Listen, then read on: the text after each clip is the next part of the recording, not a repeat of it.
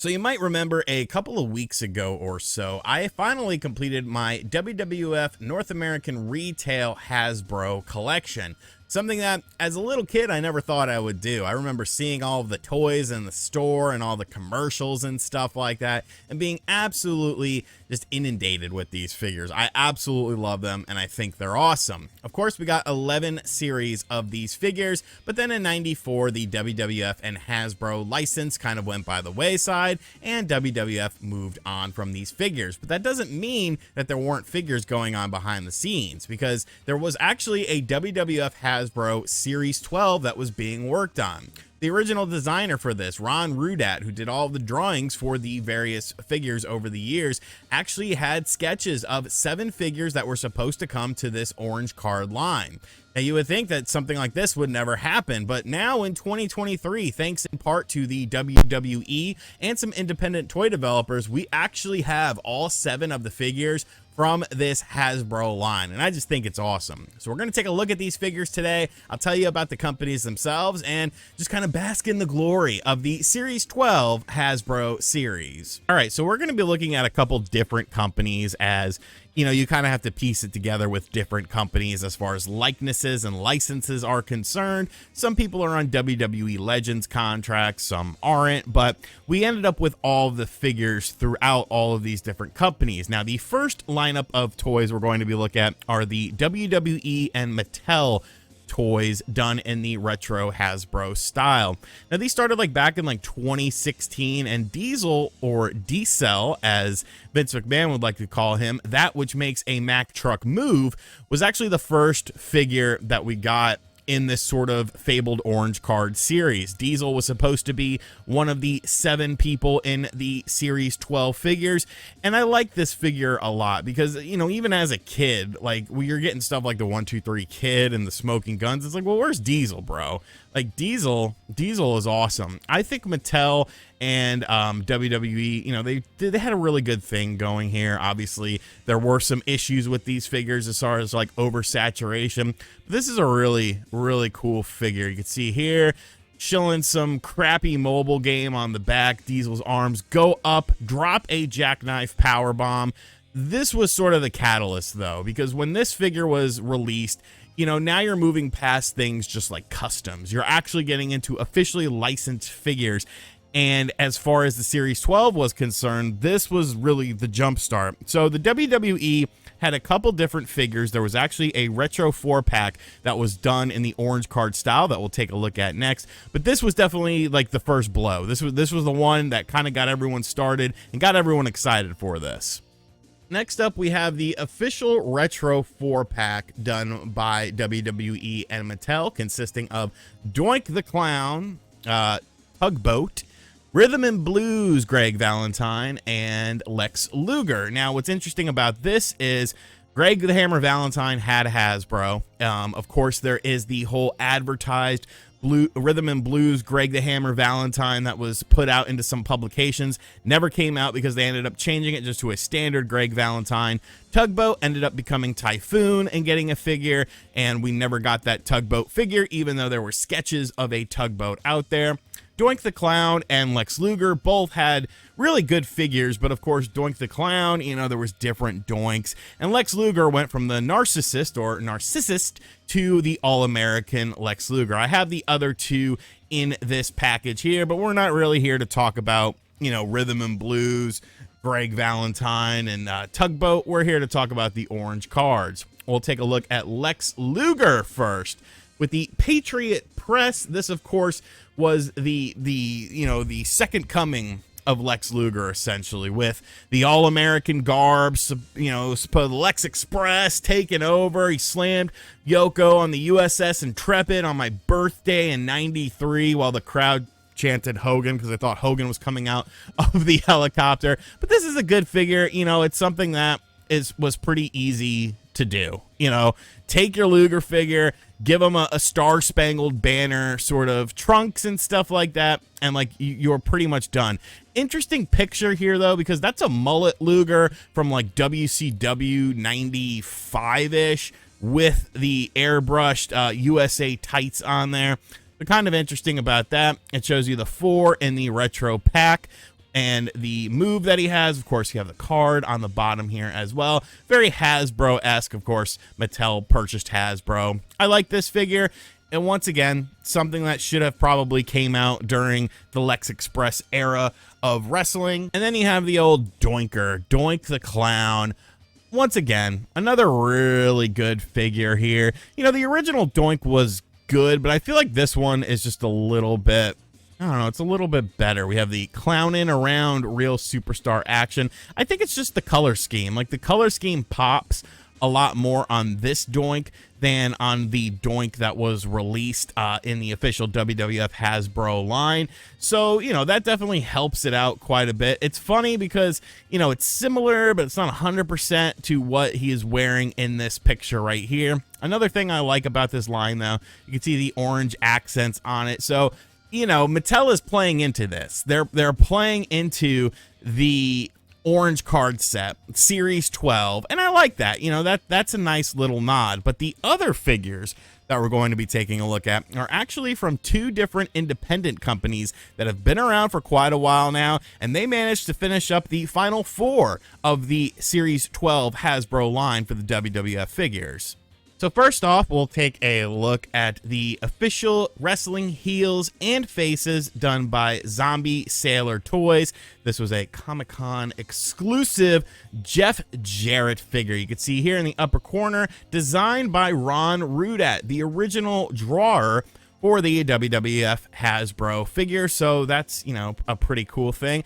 And once again, you know, I'm familiar with Zombie Sailor Toys stuff because they actually came out with a Sabu like a couple of years ago that I ended up buying just because I was like, oh, that's cool, you know, an old school style Sabu figure. But they've been doing some major stuff lately and really high quality products. One thing that a lot of people like to say is like about these is that they're too detailed versus like an original Hasbro figure. But I don't know, that's a weird sort of claim to make because, I mean, the Hasbros would have gotten better over time, and like some were better than others, so I don't know, it's kind of a weird thing to say. But we have a nice caricature here of Mr. Double J Jeff Jarrett, JEFF JARRETT, that's Double J Jeff Jarrett. Taking a look at the back here, we can see the different people in the lineup that he has at the time of the release of this. The Ron Rudat blueprint, seeing the drawing over there. Really cool figure. Really cool figure. Definitely, you know, something that looks a lot like it belongs in that sort of era for the WWF Series 12 figures. And Jeff Jarrett's still going strong today, which is absolutely bizarre to think about. And then we have the Booger Man, Bastion Booger. Yes, Bastion Booger was getting his own figure, Mr. Mike Shaw, RIP.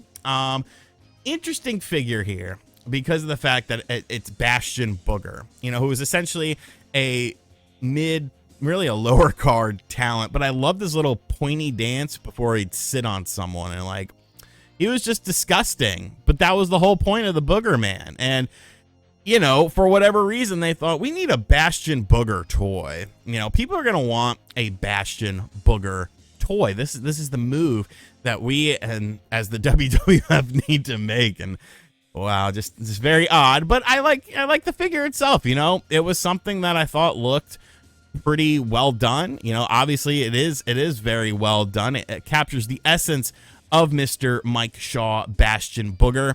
Definitely a weird one to have in the lineup, but Zombie Sailor Toys, extremely high quality stuff. I have a bunch of other toys from him, but this next toy line, these are actually my first in the lineup of toys with our final 2 entrants in the Series 12 lineup. Alrighty, and our final toy manufacturer is a company called Hastel Toys, owned by a gentleman named Mitch. These are the official Grapplers and Gimmicks series of figures. Now, this is a bit of a newer company. Some of his early figures weren't like super well done based on like, you know, reviews I've seen online and just like face scans and stuff like that. They didn't look all that great. So when, you know, it was announced that he was doing these, a lot of people were kind of skeptical of it, but you know, people continually get better. That's kind of the point. you know, you don't compare my first YouTube video towards like this one. And I will say, as a first-time purchaser of grapplers and gimmicks, I am pleasantly surprised with this. We have Mo, aka Bobby Horn, from Men on a Mission. We're on a mission! We're on a mission! I love the carding of this. Extremely Hasbro-esque. Simple, basic, not a lot of stuff going on. Honestly, I think this is the best carding as far as the images are concerned of all of the companies. Even better than the WWE ones. Like, this is a nice looking thing. We have the Motown Basher here. Looking on the back of the figure, we can see collect them all. There are a few more people in this specific line. We have the drawings from Mr. Bobby Horn here. I really like this figure. I think this is a very well done figure. And what's cool about our final figure is I actually bought him loose because A, it was hard to find in the secondhand market, and B, I kind of wanted a loosey of the grapplers and gimmicks. I wanted to see, you know, how they are built. And we of course have Mabel himself, not King Mabel, just standard Mabel here. And this is my first Lucy grapplers and gimmicks series of figures, and I will say I am pleasantly surprised with this. This is a heavy boy. Like, he is not a lightweight. I expected this thing to weigh like absolutely nothing, but no, like it has extremely good weight to it. It's big, it's Mabel. I know some people were upset that they went with a yellow instead of the more traditional gold garb. There was a bunch of talks about that online as far as why it was done. Can gold be done? This, that, the other.